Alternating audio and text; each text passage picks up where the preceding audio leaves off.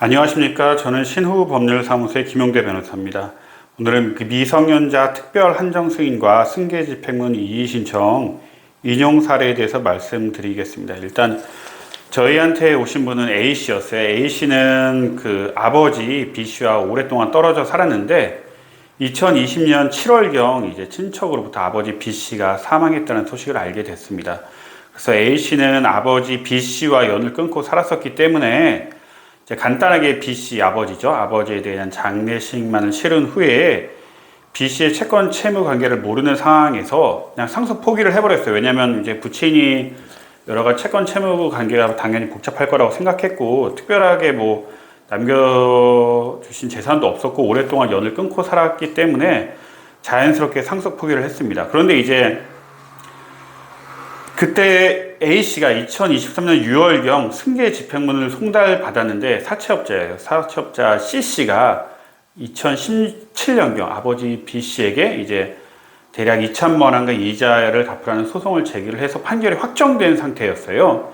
확정된 상태였는데 이제 A씨는 아버지가 돌아가시고 상속 포기를 했잖아요. 근데 그때 이제 하필 A씨의 아내분이 임신 중이었던 거예요. 임신 중에서 태어났어요. 2020년 12월경 태어났어요. 그래서 2020년 12월경 태어났으므로 결국은 이게 돌아가실 때, 즉 A씨 아버지인 B씨가 돌아가실 때는 임신 중이었잖아요. 우리나라 민법이 어떠냐면은 임신 중이었을 때부터 사람으로 봐요. 물론 임신 중이었을 때 바로 사람이라서 뭐 법적으로 뭐 소송을 할 수 있는 건 아니고 정상적으로 출생을 하잖아요. 출생을 하면 소급해서 권리관계가 생기는 거예요. 쉽게 말씀드리면. 그래서 임신 중이었으니까 그때 그 A씨의 자녀에 대해서는 특별히 A씨가 상속 포기를 했잖아요. 그러면 후순위 자녀는 A씨의 그 딸이 채무를 상속했으므로 그 딸 보고 채무를 갚으라는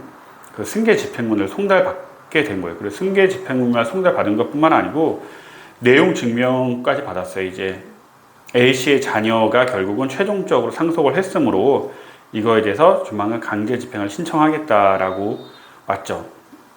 그래서 처음에 A씨 분이 저희한테 왔을 때는 그 개정된 민법에 대해서 문의를 하려고 왔었어요. 개정된 민법은 뭐냐면은 미성년자라고 하더라도 미성년자였을 때 이제 채무가 단순 승인되거나 특별 한정 승인 기간을 놓치는 경우에 성인이 되면 이제 별도 이제 한정 승인이라든지 그런 절차를 밟을 수 있잖아요. 근데 그런 부분에 대해서 문의를 받는데 저희가 상담하고 권리관계를 확인해 본 결과 A씨는 어쨌든 아버지와 연을 끊고 살았고 아버지 B씨의 채권 채무 관계를 몰랐었기 때문에 이 승계 집행문을 받은 때로부터 이제 알게 된 거예요. 받은 때로부터 알게 됐고 A씨가 그 본인 딸의 법정 대리인이죠. 그래서 이 채권 채무 관계를 알았느냐 몰랐느냐는 법정 대리인을 기준으로 하기 때문에 결국 A씨가 승계 집행문을 송달받은 때로부터 그 자녀 X에 대해서 특별 한정 승인을 신청할 수